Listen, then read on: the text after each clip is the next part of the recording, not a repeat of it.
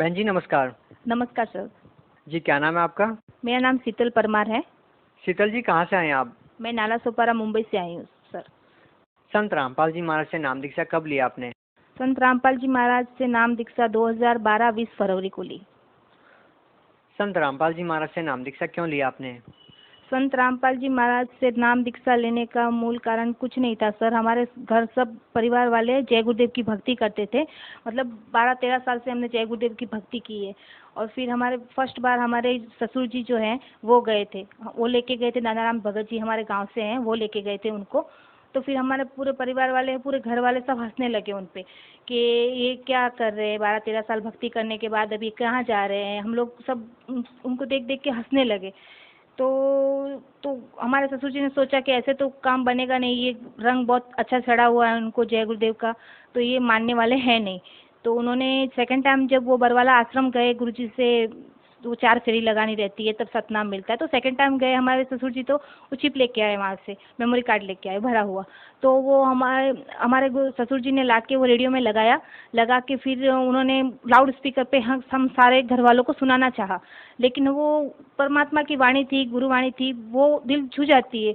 तो हमने मतलब हमको अच्छी लगने लगी वो वाणी। तो हम लोग पानी भरने जाते थे, वहाँ पे बाजू में थे। तो पानी भरने पे जो 15 मिनट लगता था पानी भरने में, वो हम वहाँ जाके 1-1 घंटा लगाते थे कि वो क्या कहना चाहते हैं। गुरुजी की वाणी बहुत अच्छी लगती थी हमें। सुनते सुनते इतना अच्छा लगा कि 10-15 दिन बाद मैंने सुनी वो वाणी।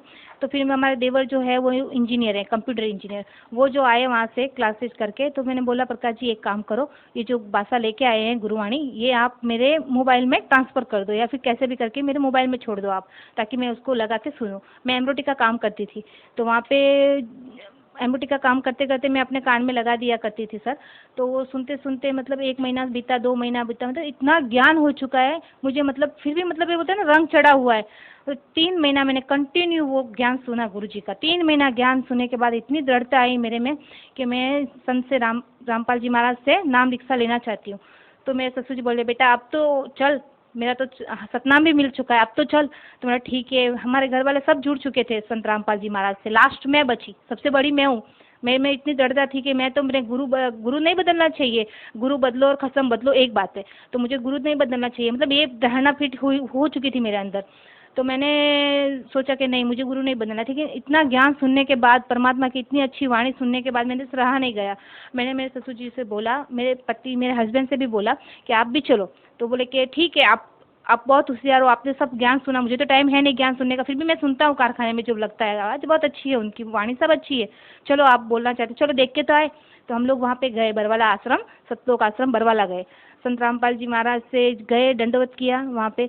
रात को पहुँचे थे हम लोग, सुबह दर्शन के लिए लाइन लगाई। तो मैं बोली कि मुझे नाम लेना है, फिर उन्होंने मुझे नाम दिया, और वो दिन और आज का दिन हम भक्ति कर रहे हैं पूरा परिवार वाले। अच्छा आप एक बात बताइए कि संत रामपाल जी महाराज से नाम दीक्षा लेने से पहले आप जय गुरुदेव की भक्ति करते थे, आपका उनमें दृढ़ विश्वास था, आप 12-13 साल से लगभग जुड़े हुए थे। ठोस कारण क्या थे संत रामपाल जी महाराज से जुड़ने के लिए कि आपने संत रामपाल जी महाराज का ज्ञान सुना? आपको कौन सी वो बातें सबसे ज्यादा अट्रैक्टिव लगी कि आपको लगा कि हाँ संत रामपाल जी महाराज जी सही हैं, जय गुरुदेव की भक्ति पूर्ण नहीं है?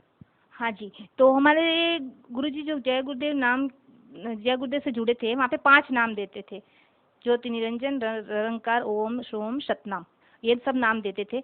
तो हम भक्ति तो करते थे, लेकिन दृढ़ता ऐसे आई कि हम मतलब संत रामपाल जी महाराज गीता खोल के बताते थे, भागवत खोल के बताते थे, ये अपना चारों वेद खोल के बताते, ये सब क्या है।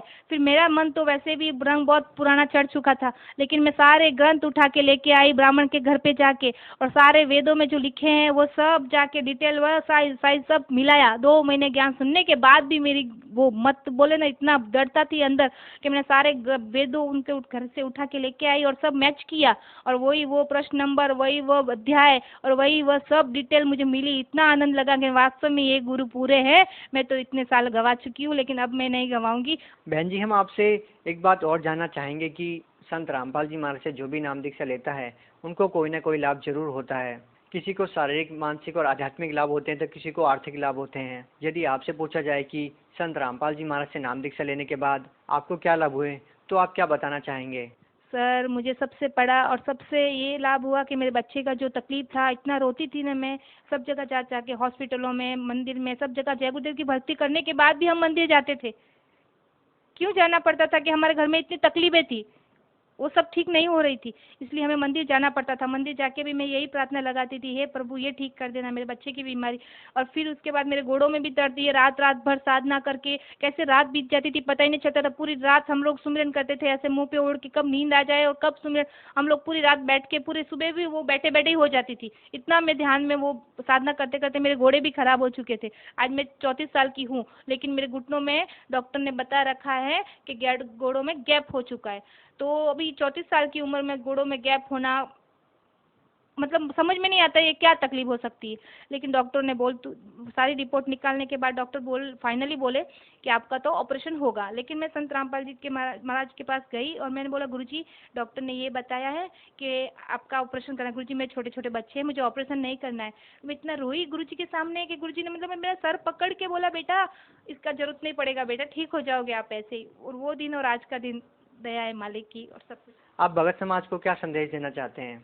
भगत समाज को संदेश देने के लायक तो है नहीं ये दासी, लेकिन परमात्मा रोज साधना चैनल पे आके सत्संग करते हैं और इतना अच्छा मैसेज देते हैं। सब साधना चैनल पे सत्संग देखो, गुरुजी का इतना अच्छा मैसेज देते हैं, आपको पता चल जाएगा कि हम माया के पीछे नहीं दौड़ना है। हमें इस लोक में कितना तो रहना है, हमें इस लोक में। हमें तो भक्ति करके सतलोक जाना है, सतलोक जाके वहाँ पे हमारे घर बने हुए हैं, वहीं रहना है हमें इस माया के पीछे नहीं दौड़ना है। मैं तो यही मैसेज दूंगी इस मुंबई नगरी से और सारे विश्व से। और आओ संत रामपाल जी महाराज से अपना कल्याण कराओ। जी बहुत बहुत धन्यवाद। सत्य है जी।